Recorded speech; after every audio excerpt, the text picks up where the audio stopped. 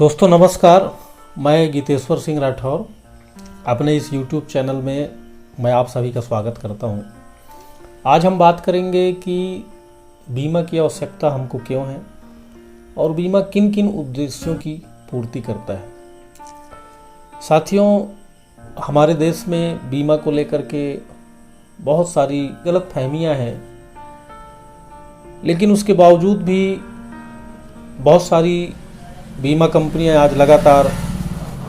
काम कर रही हैं और अपने सर्विस के बारे में, प्रोडक्ट के बारे में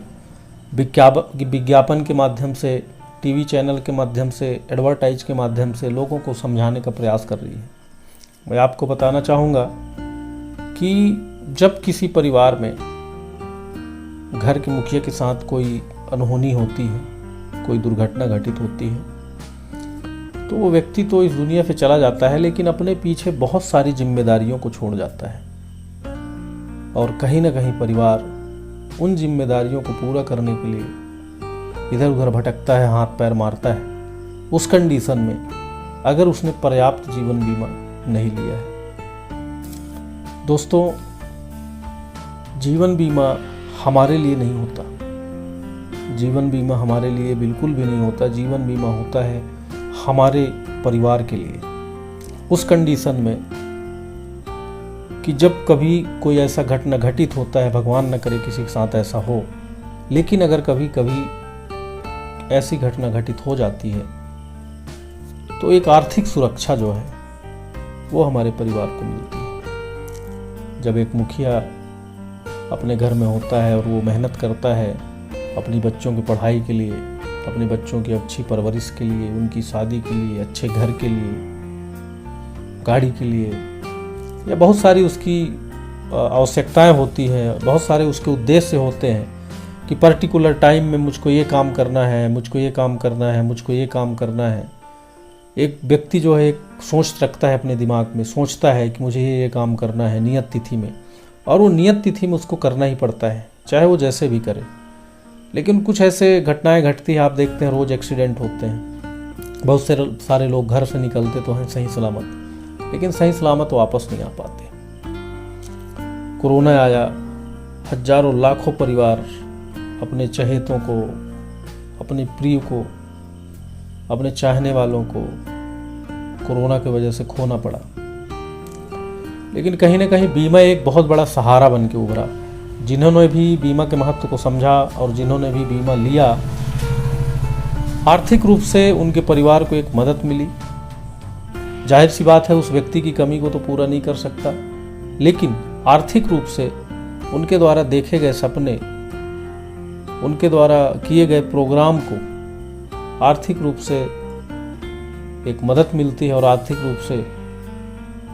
एक बहुत बड़ी संभावना बनती है कि उन उद्देश्यों की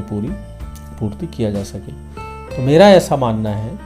कि हर व्यक्ति के पास बीमा होना चाहिए, और थोड़ा नहीं होना चाहिए, पर्याप्त जीवन बीमा होना चाहिए। जो इसके लाइफ की रिक्वायरमेंट है, जो उसके ज़िंदगी की रिक्वायरमेंट है, क्या क्या उसके उद्देश्य हैं, क्या क्या उसके सपने हैं, क्या वो चाहता है जीवन में, ताकि उसके बाद जाने अनजाने अगर कहीं पर भी कभी भी कोई गलती होती है, प्राकृतिक रूप से या शारीरिक रूप से, किसी भी प्रकार से कोई अनहोनी होती है, तो उसके फैमिली को, उसके परिवार को खासकर पैसे के लिए इधर उधर न भटकना पड़े। क्योंकि मैंने देखा है दोस्त कि आदमी उधार भी उसी को देता है जिससे उधार मिलने की संभावना होती है। आदमी किसी भी व्यक्ति को जब पैसा देता है तो वो सोच समझ लेता है कि क्या ये मेरे को वापस कर पाएगा। और जिस किसी घर में ऐसी कंडीशन उत्पन्न होती है तो मैंने देखा है कि लोग आर्थिक रूप से मदद करना सबसे पहले बंद कर देते हैं, उनसे दूरियां बनाने लगते हैं, क्योंकि उनको लगता है कि अब इनके घर का जो मुखिया है वो तो है नहीं, तो ये अगर हमसे बात भी कर रहे हैं तो उनको ये लगता है कि ये पैसे के लिए हमको बात कर रहे हैं। और मैंने ये भी देखा है कि जब किसी भी व्यक्ति के घर में कोई व्यक्ति, घर का मुखिया जब इस दुनिया को छोड़ के चला जाता है तो सबसे पहले ये देखा जाता है कि वास्तव में उसके पास पॉलिसी थी कि नहीं, पॉलिसी है कि नहीं, कहाँ कहाँ पैसे हैं, कहाँ कहाँ रखे हैं, कौन कौन से अकाउंट में हैं। लेकिन दुख तब होता है जब कोई ऐसा व्यक्ति इस दुनिया से जाता है और उसके पास बीमा नहीं होता। उस कंडीशन में परिवार को दुगनी दुख का सामना करना पड़ता है। पहला दुख तो है ही है कि एक हमारा अजीज जो है हमको छोड़कर चला गया, और दूसरा दुख तब होता है जब ये समझ में आता है कि छोड़ के नहीं गया, कुछ भी ऐसा इंश्योरेंस नहीं कराया वो, और वो इस दुनिया से चला गया। तो मैं निवेदन करता हूँ आप लोगों से कि आप